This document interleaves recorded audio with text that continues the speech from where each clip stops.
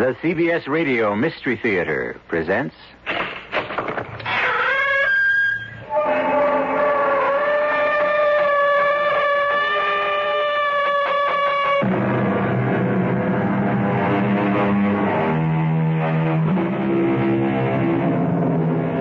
Come in.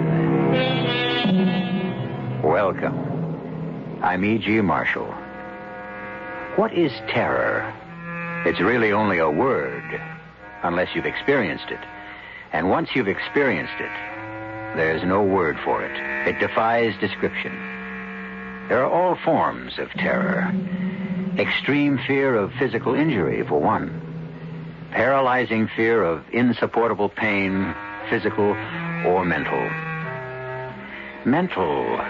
This, I'm told, can be the most horrifying form of terror of them all. You're trying to terrify me, Mr. Stainer. Terrify? Miss Meade, you've got me all wrong. We here at the Bureau of Human Affairs don't terrify people. Then why don't you tell me what it is you want to know? Why don't you tell me? After all, you're the one who knows. But I know nothing. That's what's terrifying. You want me to tell you something, but I don't know what it is. But you do.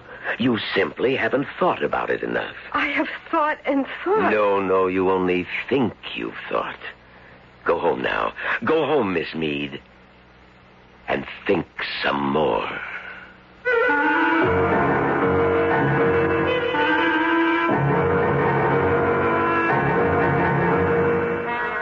Our mystery drama, A Small Question of Terror, was written especially for the Mystery Theater by George Lothar and stars Terry Keane. It is sponsored in part by Buick Motor Division and Uncle Ben's Long Grain and Wild Rice. I'll be back shortly with Act One.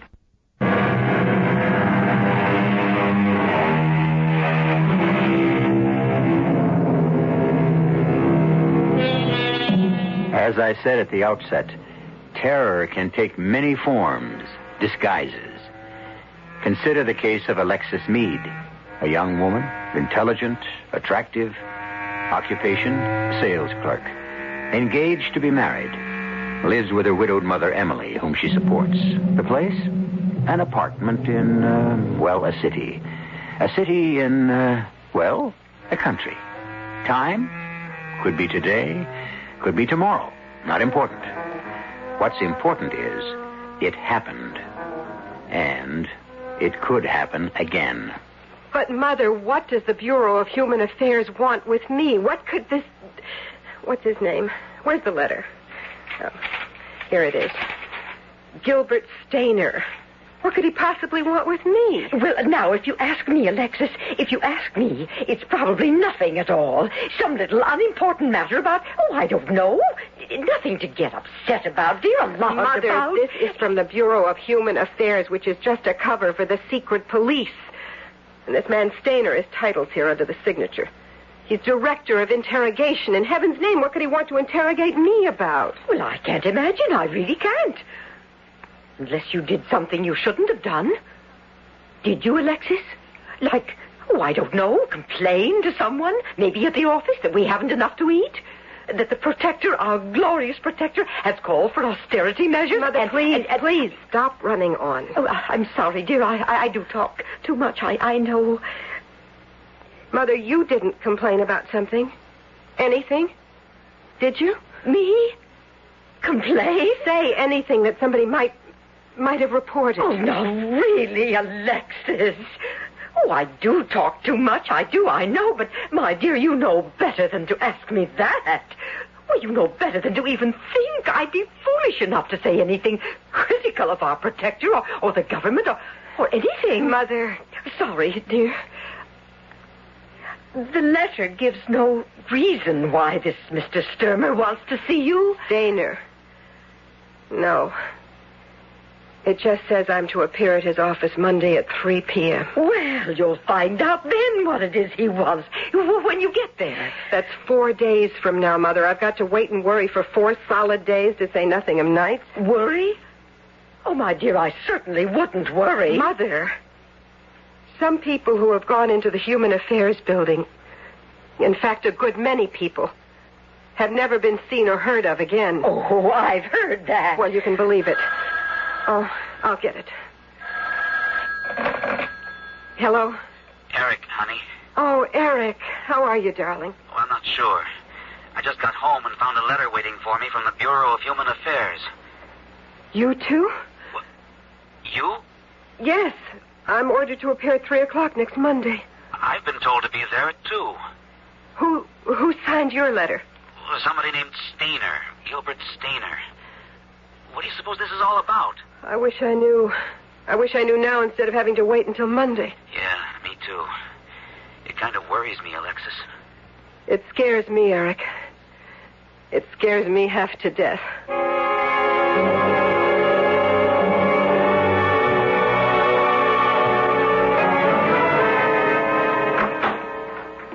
Yes? My name is Alexis Meade, and I... Oh, yes. You're here to see Mr. Stainer at 3 o'clock. Yes. You're early. Oh, I was afraid of being late. Afraid? What would you be afraid of, Miss Meade? Well, I didn't mean afraid, except... But that's what you said. There's nothing to be afraid of, Miss Meade, if you have nothing to fear. I haven't. Well, then. Eric. Alexis. What did he want? Stainer, what did he ask you? You're next, Miss Meade. I'll see you later, Alexis. Come to dinner tonight? Okay.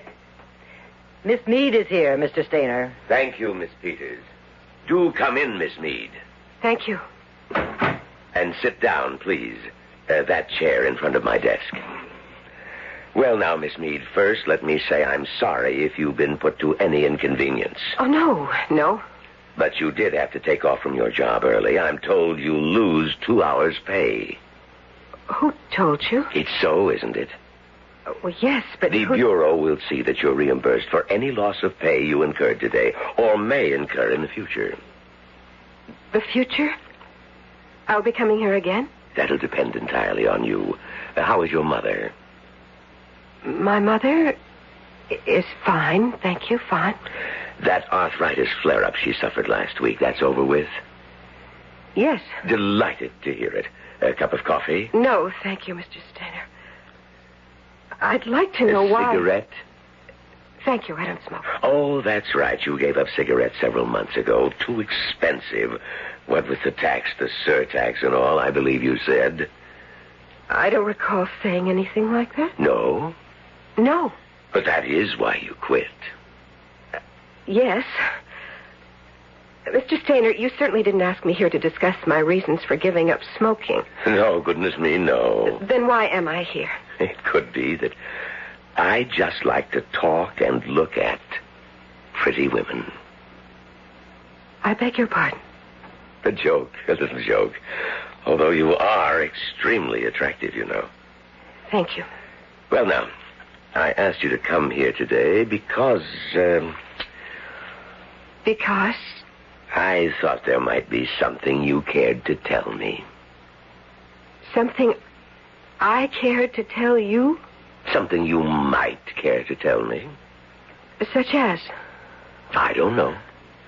Well, if you don't know, I'm sure I don't. Mm-hmm. I mean, what could I know? If you could give me some idea of what it is you're after... I'm not after anything, Miss Meade. The way you put it, what is it you're after? You make it sound as if I'm pursuing you, trying to hound No, you. I didn't mean it that way. No, of course you didn't. Well? Well? Is there something you might care to tell the Bureau? Tell me? I can't think of anything, Mr. Stainer. You're sure? I'm positive. Perhaps if you gave it some thought. What thought? How can I think about something when I don't know what to think about? It will come to you. Think about it long enough, and it'll come.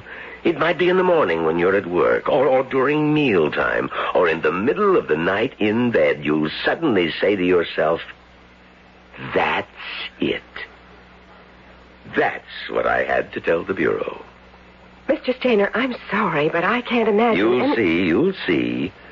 Now, you just go away and think about it a while, and you'll see. Let me escort you to the door. Mr. Stainer, please, I assure you, believe me, there is nothing I know of or can think of. Your hand, Mr. Stainer. Oh, sorry. Your coat. I was only admiring the cloth. I like the feel of cloth like this. So soft. So pleasurable to the touch. Soft as a woman's skin. Good day, Mr. Stainer. Good day, Miss Mead. Do some thinking now. See what you can come up with before our next meeting.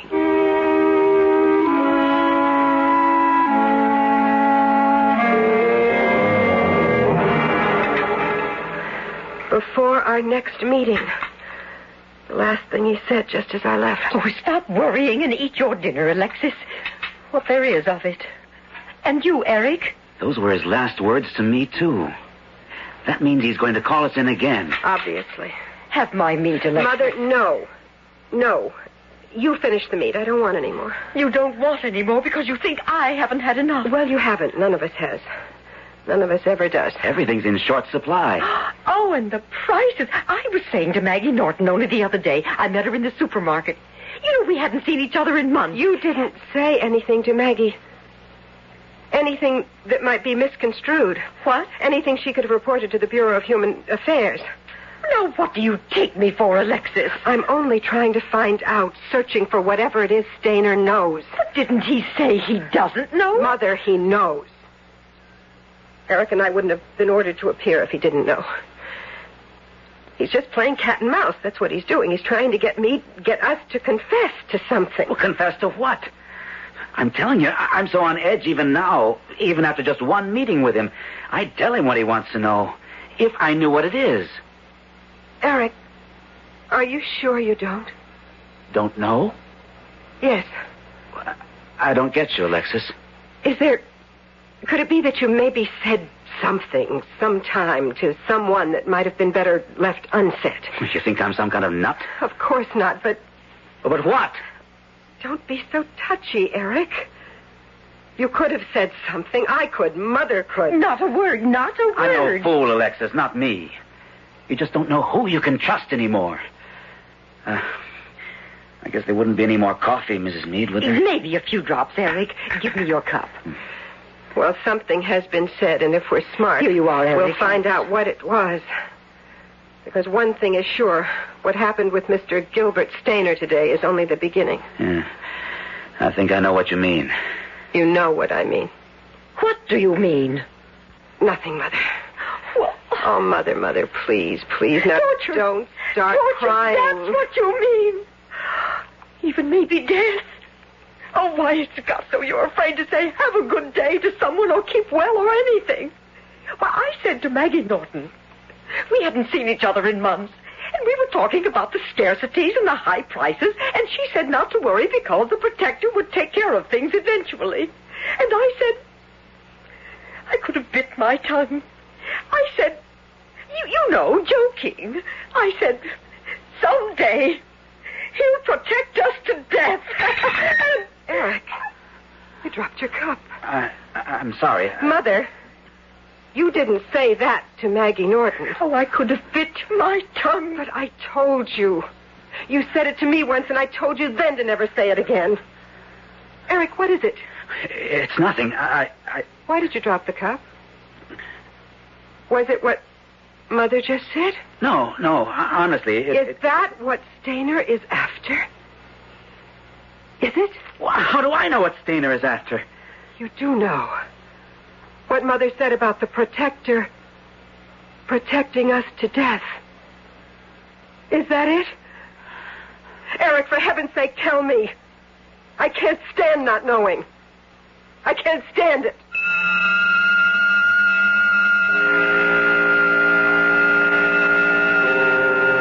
So, terror, like a stain, is already spreading through Alexis Mead. To know the truth will be bad, but not knowing is even worse. As Gilbert Stainer is well aware, a human being can face what he knows, but fear of the unknown is the most corrosive destroyer of the human spirit yet discovered. I'll return shortly with Act 2.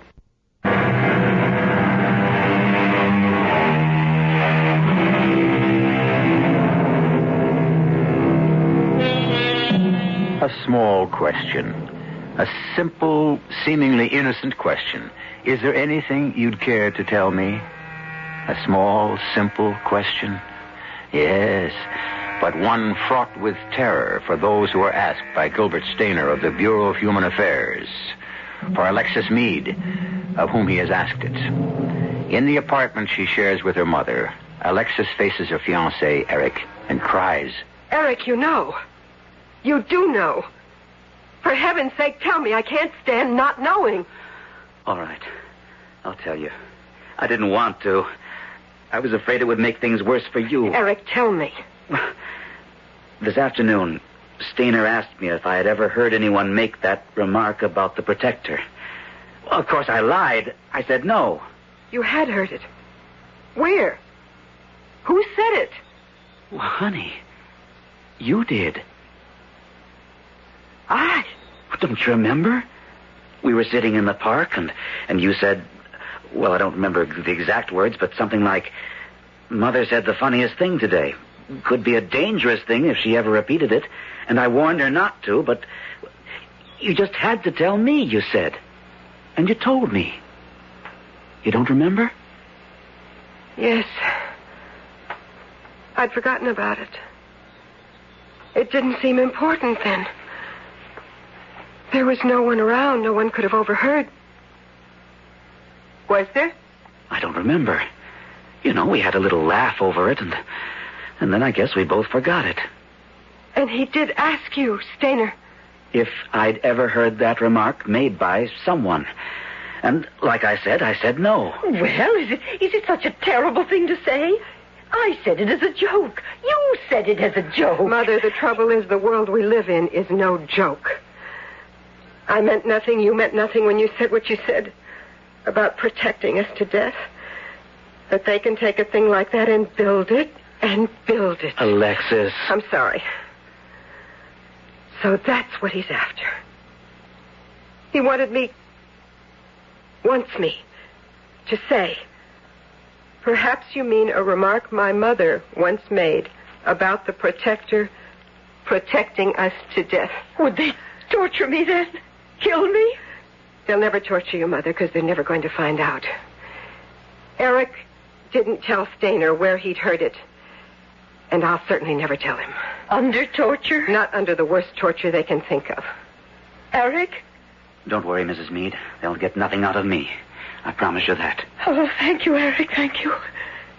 I'll make a little more coffee. Not much, but we can have a little. Eric? Yes? Keep that promise. My mother, she's old and she's sick. And I love her. Keep your promise, Eric.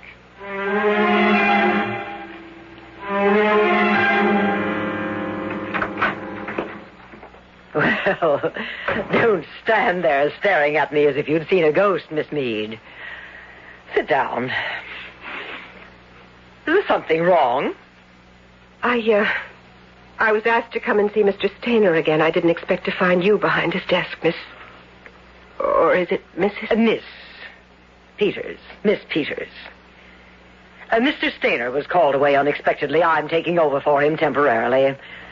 I am his assistant, you know. I didn't know. Yes. And perhaps it's just as well, his being needed elsewhere at the moment. He himself he mentioned, that you might speak more openly to me. You know, woman to woman. Miss Peters, let's get something straight. I didn't know then, and I don't know now what it is he wanted me to tell him. But of course you do. I do not. Oh, my... What was that? What was what? That scream. Scream? You heard a scream. You know I heard a scream. It came from the torture chambers in the cellar. Now, don't tell me you believe the stories you've heard, Miss Meade. You know about the hideous tortures that go on in this place. Oh, we are not in the habit of torturing people here. Now, don't look so frightened, my dear. My goodness, the color has drained out of your face. Here, let me... Ow! What are you doing? My dear, I'm sorry. Did I hurt you? I only pinched your cheeks. Just a little to bring the color back. Oh, I am sorry if I hurt you. I didn't really, did I? No. Well, I'm glad to hear that. My good heavens, I wouldn't hurt you for the world, my dear. None of us would. Gilbert Stainer, there isn't a gentler, more sympathetic man on this earth. Any woman will tell you that. Any woman who gets to know him, that is. Yes. Yes, I'm sure. You'll see when you get to know him better. But he is a man, you know. By that I mean he can be, well, brutal, too. He has that other side to him. A side that shows when he, well, you might say, loses patience. Take a tip from me, Alexis. Don't make Gilbert lose his patience. Thank you for the advice. What is it now, Alexis? You know what it is. That scream. You're letting your imagination run away with you. And don't you start imagining things like frightful tortures and slow deaths. All you have to do, my dear, is tell us if there's anything you would care to tell us. If you would tell me what it is you want to know. But how could we know what it is you'd care to tell us? Oh, this is impossible. This is just plain simply impossible. No, you're tired, my dear. And those screams you thought you heard are still bothering you. I tell you what. You go home and think things over. I don't have to. But you do. Gilbert and I have been through this many times before, Alexis. Believe me, we have. And always, people come back and say, is this what you wanted to know? And it always is. You'll remember. I know you will.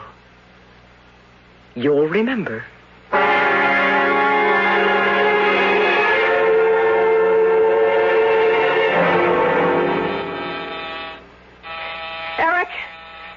Eric, are you home?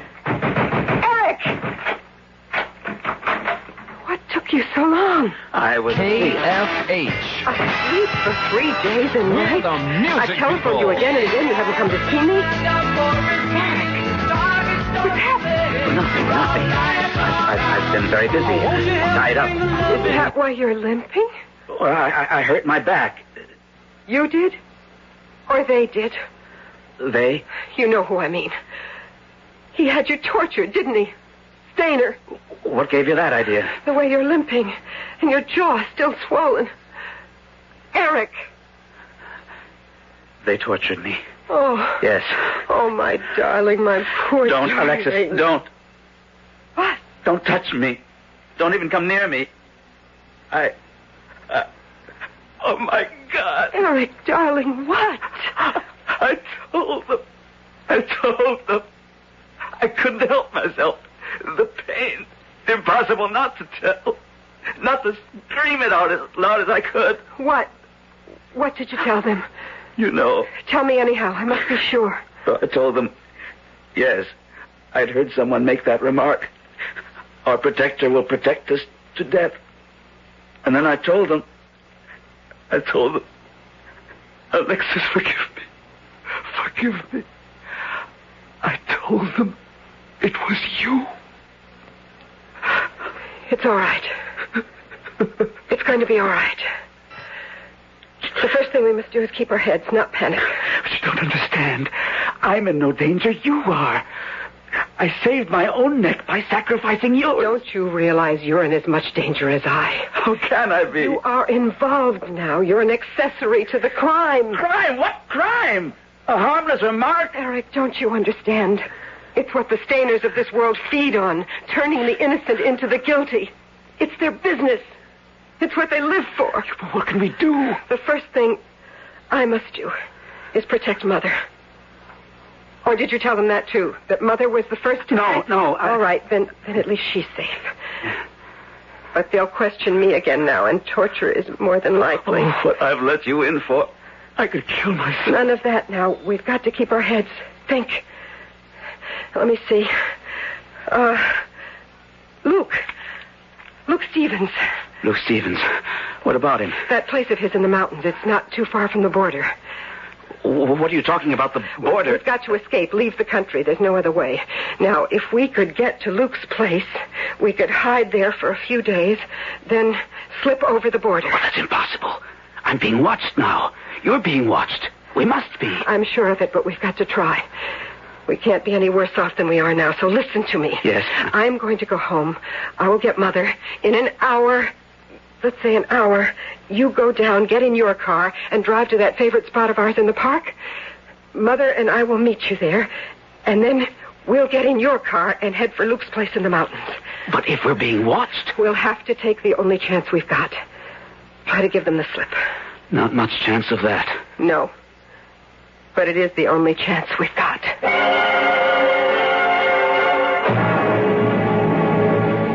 I don't understand, Alexis. Why suddenly do you want to go for a walk in the park? I don't feel like going for a walk. Mother, please don't argue. I want to go for a walk, and I want you to come with me. Well, you're acting very strangely, Alexis. And here, what are you stuffing in your handbag? Mother, please, never... Toothbrushes? Half a candy bar? The candy we've been saving for a special treat? Alexis, what is this? I will tell you later. You tell me now, or I will not step 1 foot out of this apartment. Mother, please trust me. Oh, my goodness, it seems we have visitors. Yes, I'm afraid we do. Yes? Are you Alexis Meade? Yes? Is that your mother there? Yes. Both of you to come with me, please. Where? And why are we to come with you? I can't answer that. You don't have to. I know where. And why.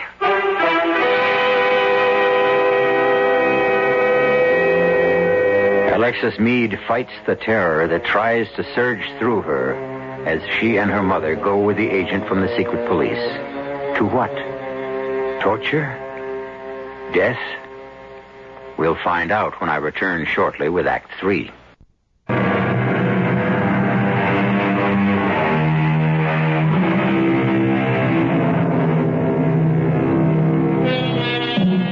An innocent remark has brought Alexis Meade, her mother, and her fiancé Eric to the brink of torture and possible death. Eric, breaking under the torture's exquisite pain, revealed he'd heard the remark from Alexis. But Alexis has not yet divulged that her mother, Emily, first made the remark to her.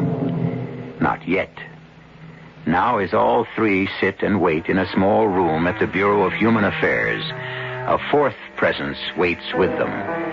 An invisible but palpable presence whose name is Terror.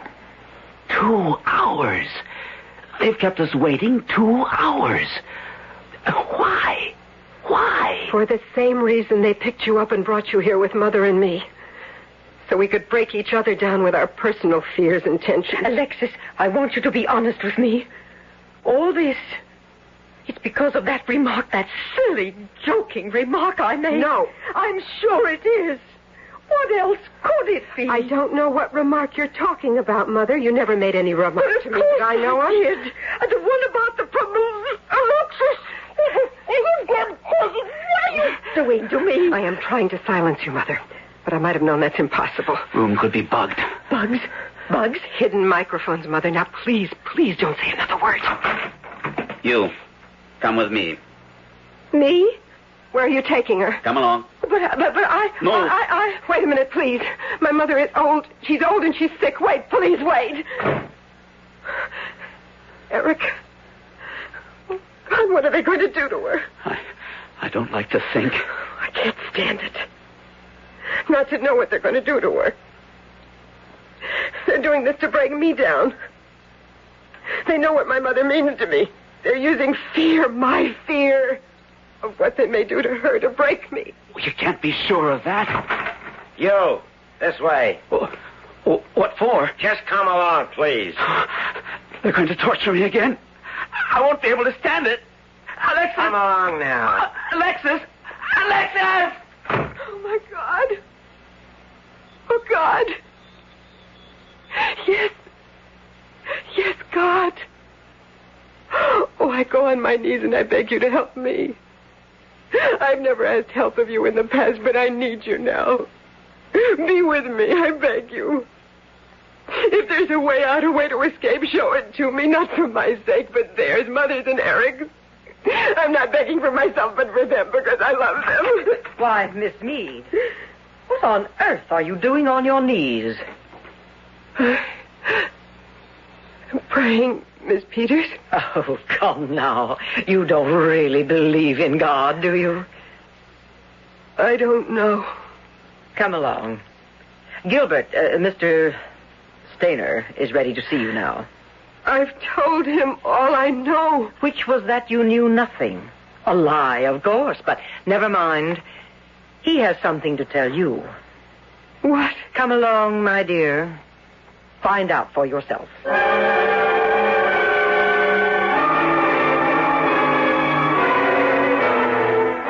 Sit down, Miss Meade. Alexis, if I may, sit down. No, don't leave us, Miss Peters. Alexis won't mind if you stay, I'm sure. We're all friends by this time. Though you certainly don't look very friendly, Alexis. Mr. Stainer. Gilbert, please. I do want to be your friend, Alexis. I've wanted to be from the first. And I must say that I'm puzzled by your attitude. You have nothing to gain by being unfriendly toward me, and much to gain by being otherwise. And Miss Peters will tell you that. It's true, Alexis. I know that once Alexis realizes I want to be her friend, she'll be amenable to my wishes. You will now, won't you, Alexis? That depends, Mr. Stainer. Gilbert? Mr. Stainer, that depends on your wishes. My only wish at the moment is for you to tell me the truth. About what? When I first asked you here, I made clear to you that I simply wanted you to tell me anything you thought the Bureau ought to know. And I made it clear to you that I knew of nothing, could think of nothing. But of course you know now that you were wrong. I know nothing of the sort. Very well, Alexis. Miss Meade, I'll be plain with you. I first ordered you to come and see me because I'd learned of a remark that had been made. A treasonous remark. When I asked you to tell me about it, you denied all knowledge of it. You never asked me about a treasonous remark. You asked me if there was anything I cared to tell you. Certainly a treasonous remark, a remark punishable by death, my dear, slow death, as you know, would be something you cared to tell. If I'd known about the remark, I didn't, and I don't. Curious. After all, you made it. I made it? Your fiancé, Eric, didn't tell you when you visited him late this afternoon? I can have him brought here to this office in minutes. He didn't tell you? He said something about my having said something about our protector. And what did you say about our protector? It was said jokingly. I meant nothing by it. Perhaps, but what did you say? I said, if things kept on, our protector would protect us to death. Well, at last, Peters, she has admitted it. Well, of course, we knew she would, Gilbert. You never fail. You always have a way with women. Thank you. So then, Miss Meade, you admit you said this to your fiancé? Yes. Knowing that treason is punishable by death? I told you it was said as a joke. A joke. Unfortunately, I fail to see the joke. If there is something funny in the thought that our protector will protect us to death, no, I simply don't see it. Perhaps you'd explain it, Miss Meade. If it has to be explained. Yes? Jokes can't be explained. I've admitted I said it. What more do you want? What more? If I'm guilty of treason, I'm guilty of treason. Then torture me, kill me. But let my mother and Eric go. Happily, if it's possible. If it's at all possible, after you tell me who first made the remark to you. Who? No one. There was someone. There was no one. We know there was someone. Who was it? If you know, why do you ask me? Oh, first we're unfriendly, now we're arrogant. I'm not being arrogant. You are what I say you are. Now let me tell you something, my independent, arrogant little wench. And you will be my wench before I'm through with you. Now, you can make it easy on yourself or hard. Which shall it be? The easy way is to admit to me here and now who made the remark to you. The hard way, I shall simply hand you over to Miss Peters. Well, the easy way, the hard way, which? The easy way. You're being wise. Now, who said to you, our protector will protect us to death?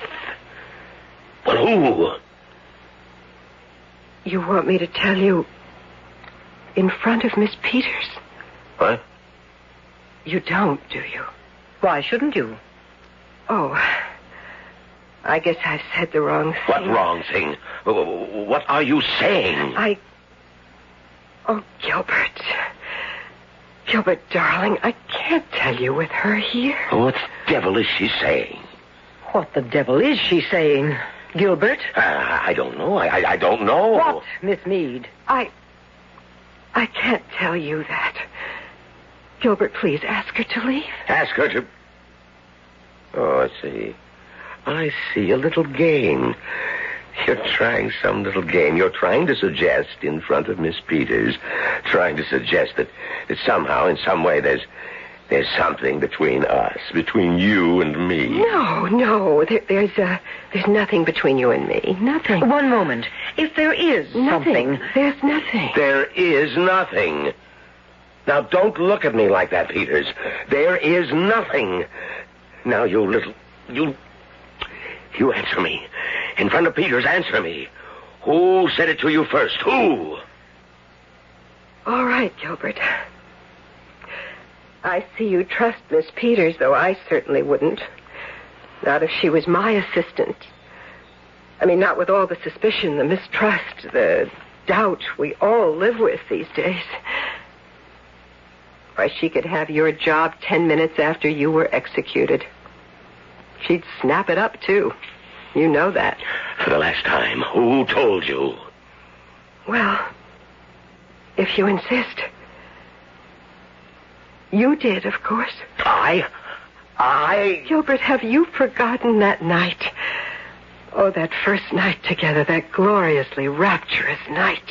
What in the name of... course, I know you were, you weren't drunk, but you know, you talked a little too much, maybe. Said some things you'd not have said if... No, she's lying, Peters. I swear she's lying. If you say so, I suppose she is, but... But what? It's well known, Gilbert, Mr. Stainer, that you have a way with women. Not this woman. Not this little conniving trollop. Believe me, Peters. Now believe me. I believe you, Mr. Stainer. And I'm sure our protector will, too. What do you mean, our protector will? He'll believe that everything I say in my letter is a lie. Nothing but a lie. Say what's in your letter? What letter? Gilbert, darling, I'm sorry. I'm really sorry. But we do live in an age of terrible mistrust and suspicion, and, a girl has to protect herself, and so I wrote a letter to our protector telling him all about us. There is nothing to tell about us. If you said there was, you lied. You lied. No, darling, but let's hope he thinks so. Well, when did you send this letter? Oh, I didn't. You didn't send it? Gilbert, of course not. Would I want any harm to come to you after what we've been to each other? Weeks of torture? Slow death? Would I want that for you? Where is this letter? I have it. A friend of mine has it. What friend? Gilbert, if I told you that... Oh, of course I can't. But you needn't worry about it. My friend won't send it unless something happens to me. Unless A shrewd little wench, Peters. A very shrewd little wench. There is nothing between us. And there is no letter, I'm sure of that. Are you, Mr. Stainer? Of course. Of course. Still, well, this has all been, it's crossed my mind more than once. A tempest in a teapot, mountains out of molehills. The remark that was made, we've taken it too seriously. We? Well, you. Well, I, then. Well, no harm done. None. You may go, Miss Meade. And my mother? And my fiancé? They can go, too. Thank you. Thank you very much. But I want a safe conduct out of the country. A safe conduct? For all three of us. My mother, my fiancé, and myself. I have it. I'll see it's arranged. Good day. Goodbye. Goodbye. Oh, and to you, Miss Peters. I think I said to you a little earlier. I think I said I didn't know whether I believed in God or not. Yes? I believe in him now, Miss Peters. I believe in him now.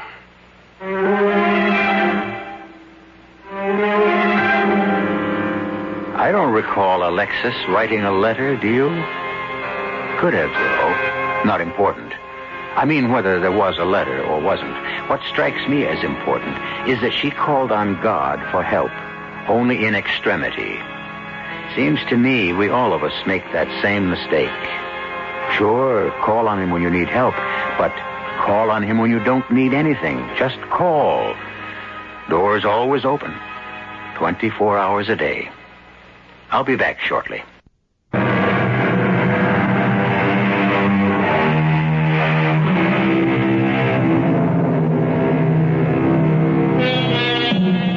All is well. Alexis and Eric are married now, living contented lives in this country. Alexis' mother's well, too. Talking a blue streak as always. There's a difference, though. In this country, she can say what she wants to say, and does, without worrying about it. Our cast included Terry Keane, Gordon Gould, Joan Shea, and Leon Janney. The entire production was under the direction of Himan Brown. And now, a preview of our next tale. I stepped out just before sunset, choosing my footing carefully, watching the setting sun and thinking of Anne. And suddenly, yes, standing in front of me, beyond the battlements in midair, was the figure of Alfred Monkton, faintly luminous, as he stands behind you now. Was this before the news of the duel reached Wincott? 2 weeks. I didn't know the date of it then, as I do now. It was March 14th. The same day as I stood on the battlement. The very moment the bullet entered his side and killed him. Radio Mystery Theater was sponsored in part by Uncle Ben's Long Grain and Wild Rice and Buick Motor Division. This is E.G. Marshall inviting you to return to our Mystery Theater for another adventure in the macabre.